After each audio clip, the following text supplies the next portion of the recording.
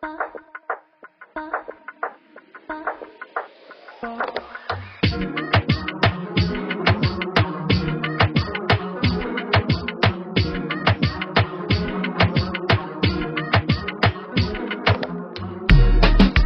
back to another episode of Emotional Nightmares. I am your host. My name is Tyler. And on today's episode, we're going to talk a little bit about the different forms of abuse, whether it be emotional abuse, mental abuse, and so on. So we have with us a guest today, so she's going to share with us her experience. So do you want to go ahead and introduce yourself a little bit to the audience? Sure. Hi, everyone. My name is Hodge. I am a 39-year-old special education teacher in New York City. I have unfortunately been a victim of emotional abuse, mental abuse. I have suffered from depression. Actually, I'm still taking my medication for depression. I have had, unfortunately, a few suicide attempts, but thankfully since March, I haven't had another relapse. I'm hoping it stays that way. And I'm just hoping to give my story, give some messages, some outpouring love to anyone who's going through the same thing as me, and try to tell them that if whatever you're going through, I promise you'll get through it. I've been getting through it the way that I was about a year and a half ago compared to now. Whole different person. So if I can turn my life around, you can too. Outstanding. So let me ask you, so can you share with us what do you mean by emotional abuse, right? So what does emotional abuse look like to you? Like, how did it first start? Emotional abuse is basically getting gaslit, getting manipulated. It's a lot of things that narcissists do. I was dealing with a narcissist. It's a female. She had let's just say that she wasn't too comfortable with her sexuality, which I get. I understand. I mean, this day and age, it's embraced more, but there are still people who have a little fear about coming out. Totally fine. But because she was so scared to tell people, anytime someone would act strangely around her, anyone who maybe said something odd around her, she always presumed that I said something. So she would send me text messages saying, "Oh, did you say so and so? Did you say this to so and so?" And I'm like, "I never said anything." Well, people have approached me, and it turns out people meant one person, not multiple. I knew who this one person was, but she made it sound like it was so many other people that I began to wonder, like, maybe did I say something? Did I slip? I was questioning my own sanity at this point. And so I would be asking my own friends, like, "Hey, did I say anything strange about so and so person?" And they're like, "No." I would go ask another person. Same thing. The answer was always no. So to me, it was always she was paranoid, and then she started getting me paranoid. And a lot of my friends were saying, like, this is just a projection of who they are, because whatever they're doing to you is basically what they're going through. Right. So it would be things like oh, people, or I'm trying to think of another situation that happened. There's been so many, but there would be times where she'd say things like, "Oh, did you say this about my job?" And I said, I don't touch that. Like, this is your job. I will never do anything to jeopardize your job." She goes, well, the police are investigating. But what she was referring to had absolutely no reason for the police to even get involved. Right. But she would always escalate it to the point where she would instill fear in me to get a fake admission out of me. So that stuff, the gaslighting, the manipulation, that's emotional abuse. And then there's also things such as the silent treatment. You may have done absolutely nothing wrong, but then all of a sudden they're just gonna look at you, turn their face, and not even talk to you, and you're wondering if you did something. Right. I may have done, and I did absolutely nothing. But there would be times where I'm saying to myself, did I text too much or something? Did I ask too many questions? Like, why are they so mad at me when I did nothing at all? So those are just some examples of emotional abuse that can really just mess with your head and really question you, because you're wondering if you did something wrong when you absolutely did nothing wrong. 9 times out of 10, I'm sure, but Right. So usually that's the case. So how did the manipulation affect your ability to trust other people? Oh my gosh. It was so hard to trust anyone. I mean, honestly, to this day, I still have trust issues. Like, I haven't gone on a date at all. And it's been the end of 2023. So a year and a half, maybe a little less than a year and a half, something like that. A year, yeah, about a year and a half. So you can only imagine how it's like, to like not date at all. But other than that, like I would just, even my own friends, I would have a hard time trusting them because even though they wouldn't lie to me ever, I've known them for some of them 14, 15 years.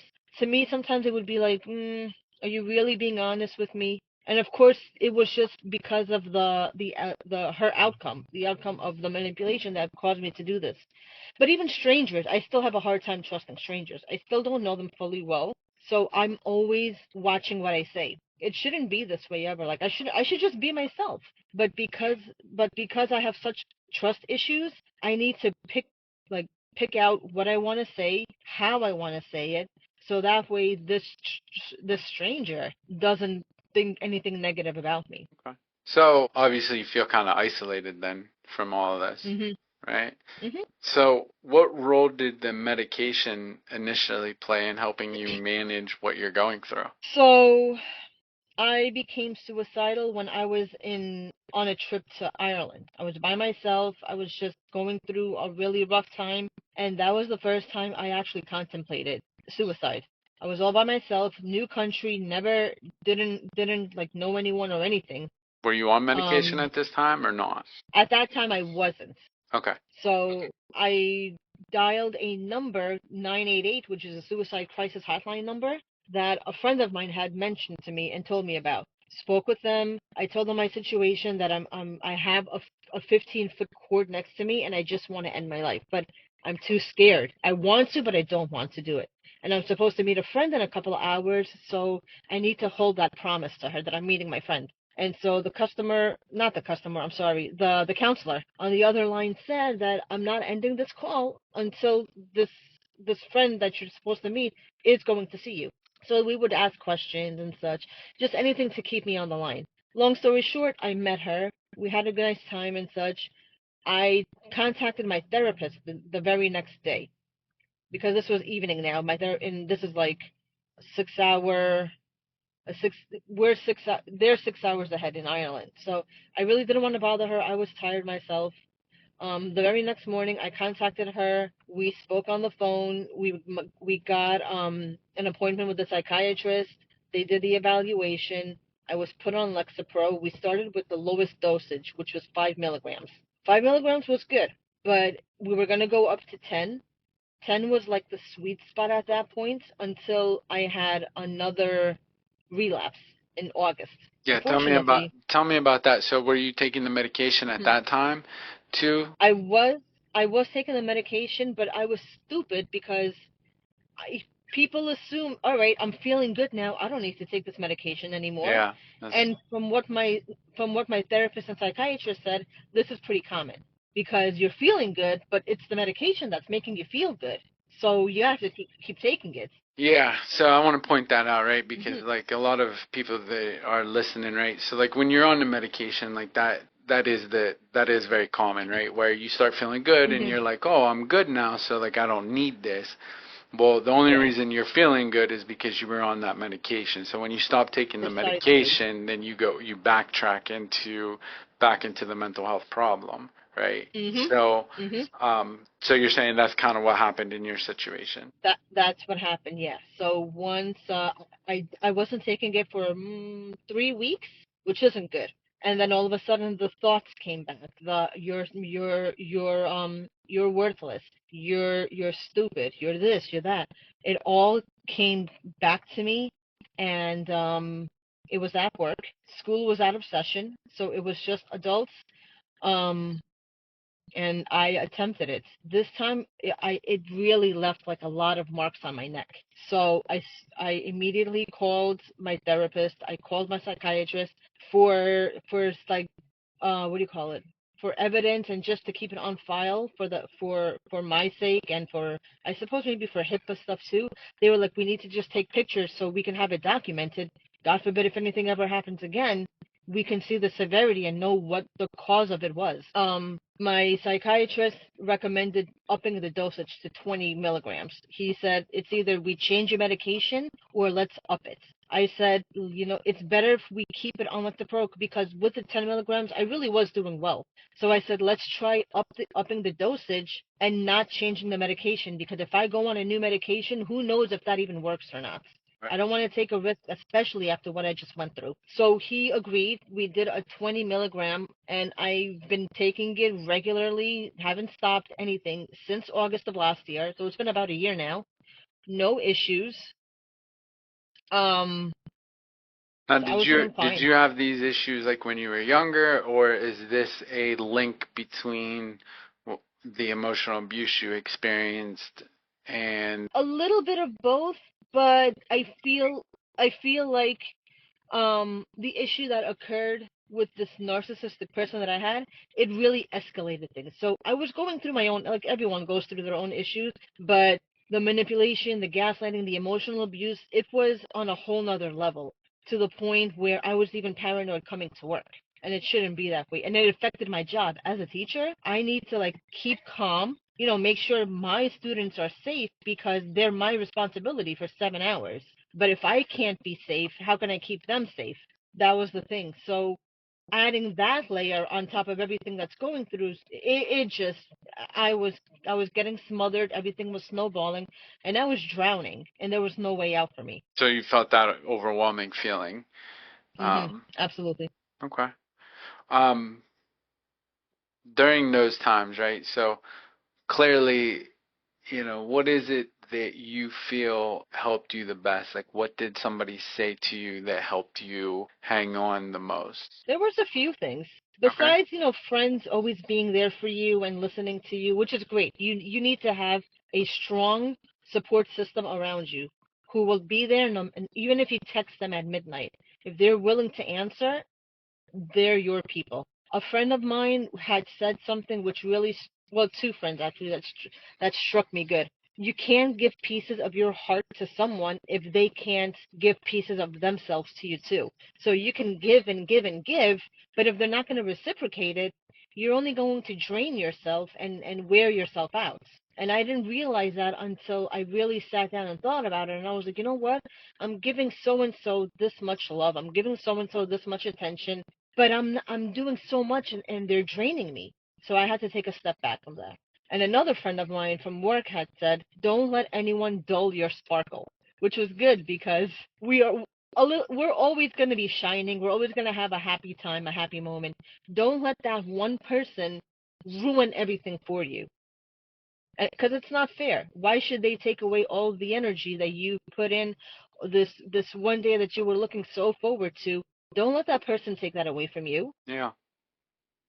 So One of that helped me some. one of the things that you had said, like when you reached out to me, one of the things that you had said that's a powerful statement that's not used enough is you said it's not a me problem, it's a them problem, right? So It certainly is. how did you manage to come to that realization? Oh, that's something one of my friends said to me. Okay. I vented to her. I told her what was going on, and she said, "Hodge, this is not a you situation.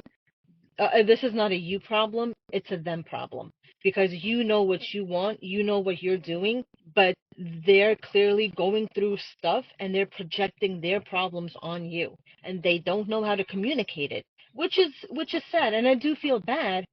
But if you know what you want and they don't, you can't, let's go back to it. You can't give pieces of your heart to this person if they can't give it back to you. So there's a problem that they have that they need to resolve before they can give you that attention and that love that you're seeking from them." Absolutely. So what do you think some of the internal shifts are, right? Like what do you think that has happened internally that's helped you begin to heal, so to say, right? So like hmm what internally have you done that's helping you heal in this process? A lot of affirmations. Okay. That helps the most. Like, you have to think, you need to have this healthy mental diet. I'm not sure if you've heard of it, or if anyone else has heard of it, but constantly putting yourself in a negative mood, in a negative state, is only going to result in negative.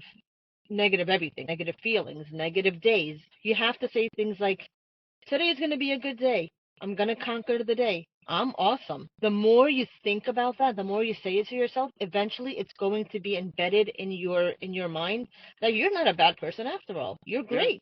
So that was one thing. The affirmations was one thing that I did. Um, Internally, oh gosh, it's really hard to just switch your mind. Yeah. You could be Sure. thinking about all the negative stuff, but you need to find a way to distract yourself from something. So there were times where I was just so miserable, and then I'd be like, I gotta find a way to get out of this funk. So I would just look around the room or around the house, and if I found a magazine, I'm like, all right, let me just keep myself busy with this magazine. I I didn't think that it would actually distract me, but lo and behold, it really did help me for a while. So just things like that, just switching your brain. It's hard, but you have to find a way to distract yourself. Yeah. That helps too. So all right. So what does like a healthy coping skill look like for you on a day-to-day basis now? I do go to the gym pretty much every single day. I Okay. do box also. Nice. And Well, I know you're from everyone's the about Bronx, right? Like I expect that. White Whitestone. I'm right over the bridge. We're not quite the Bronx, but we're close. But Okay. we're not that tough in Whitestone. Um, I go to the gym, I lift, and I started boxing. A friend from work who saw that I was struggling and dealing with stuff, she said, "You need to go to a gym, girl." So I signed up for Planet Fitness, and I told her I was all excited. I'm like, "Hey, I'm going to the gym. I'm going to Planet Fitness." She looked at me and she goes, "Girl, you're not going to Planet Fitness." I'm like, "What are you talking about?" She goes, "I know how you are. You're going to sign up and pay $24 every month, and you're not going to step foot in that gym. You need to come to my gym." And I'm like, "Okay, what kind of a gym do you have that's different than a Planet Fitness?" She goes, "It's one of those boot camp classes, gym, where you have to be held accountable for actually attending because you're taking up a spot. There's usually like 24 spots, and you sign up, so you have no choice but to go because you just picked that spot." So Right. I did that. I went to the gym. I was held accountable, and it was good. She said, "Try boxing because maybe you just need to let your frustrations out. And the best way to do it is something like a combat sport." She said, "Try boxing at my gym. See if it helps you. You never know." I did that, fell in love with it, and it's been a year now, and I'm doing great. Um, I mean, boxing's and very it's healthy, right? Like it's letting out oh, a lot a of hundred aggression. percent. Yeah. A lot, yeah. I mean, like yesterday I was so exhausted. I barely had any sleep. And so my coach was like, "You're boxing whether you like it or not. Like this whole purpose of the sport is to keep you alert. So if you get hit, too bad, you get hit."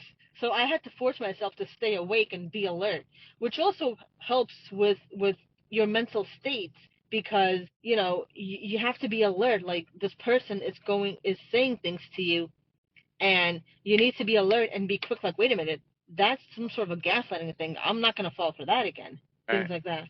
Well, But how have boxing. you been able to do that, right? So like how have you been able to set boundaries and cut and I guess in a sense cut the ties to like the toxic people in order to heal yourself? I didn't cut them off right away just like that, but I did it gradually because it was the only healthy way for me to do it without feeling like I'm gonna get attacked. I still have that fear of, okay, they're not talking to me anymore. What if they're going to yell at me and say, "Well, why did you just suddenly stop talking to me?" So it went from like texting more often to just maybe once a week. Then it went to maybe once every 2 weeks, once a month, and it's slowly like that. That was really the best way for me to cut them out. And I've started to learn how to say no. It was very, very hard for me to say no. But now it's more like, "I'm sorry, I just can't do it." I won't say no, but it's more like of a, "I'm sorry, it's just not possible. I'm sorry, I can't do this." I'm that way it sounds friendly, but also like, don't step all over me anymore. Like I'm not that pushover that I once was. Yeah, I mean, it's setting a healthy boundary, Mhm. being able to say no, Mhm. right?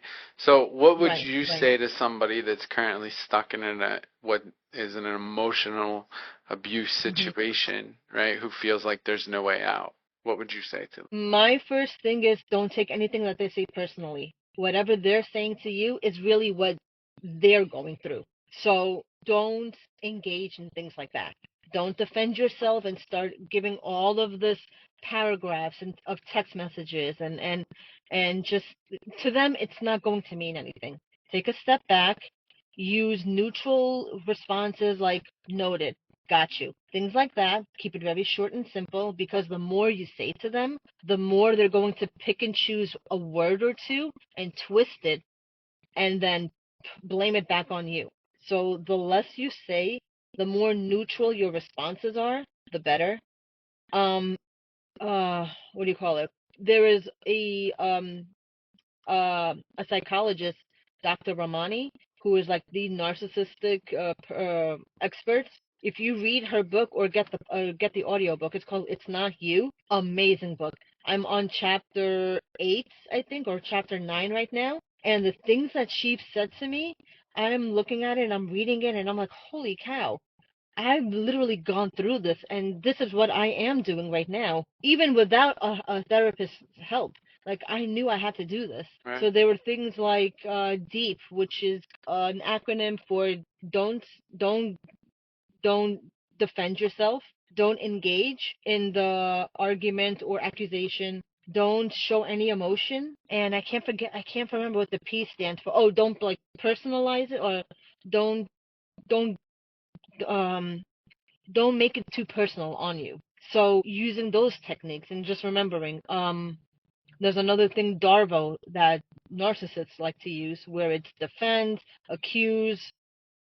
I can't remember what the R stood for, but the V is victimize. So then, this point, they're twisting everything that you say and making themselves the victim rather than you being the true victim. So as soon as you recognize that they're twisting it, take a step back. Don't engage anymore. Don't give any feelings. Give neutral responses. Step back. Noted. Gotcha. Okay. And just and leave it as that. The less you give the ammunition to them, the better you are winning this game. Absolutely. So, what overall message or truth do you hope that people walk away from when they're hearing your story? I know it's going to be a really long and hard battle. I know you're going to be going through a lot of emotions.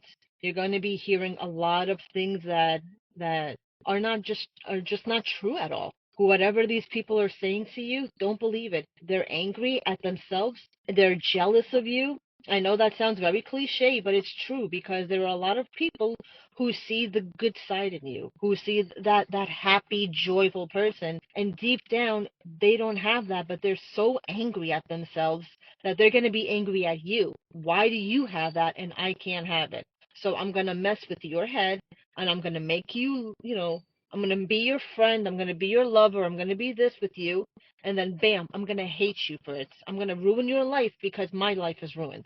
So be very cautious about that. As soon as you start seeing that like a love bombing phase where they're just too nice and too lovey-dovey or just too caring, kind of don't fall for that bait. Like just say thank you, I don't need this, things like that.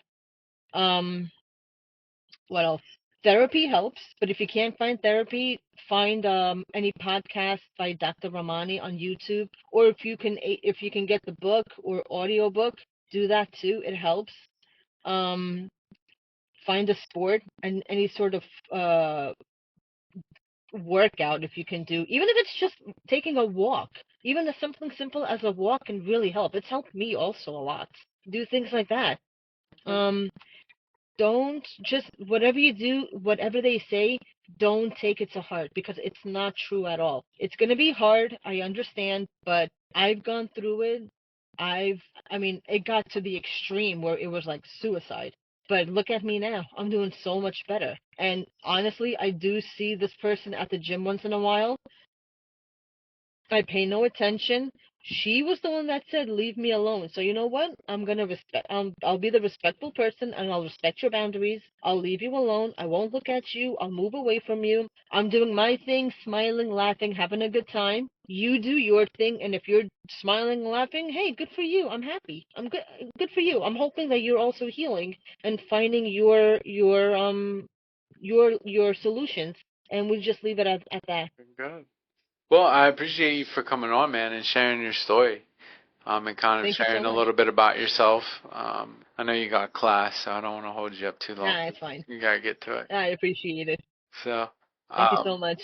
yeah, so thank you for coming on, man. And again, you guys could have been anywhere in the world, but you sat here and chose Hmm. to be here with us. I hope that you got what you needed. If you did not get what you need, if you didn't hear anything, there are a million channels on YouTube and on everywhere. So, I don't care how you get it, as long as you get it, right? As long as you get help Hmm. for what it is. Um, Absolutely. so thank you for watching. Like, share, subscribe. Make sure you check out our Spotify as well. So thank you.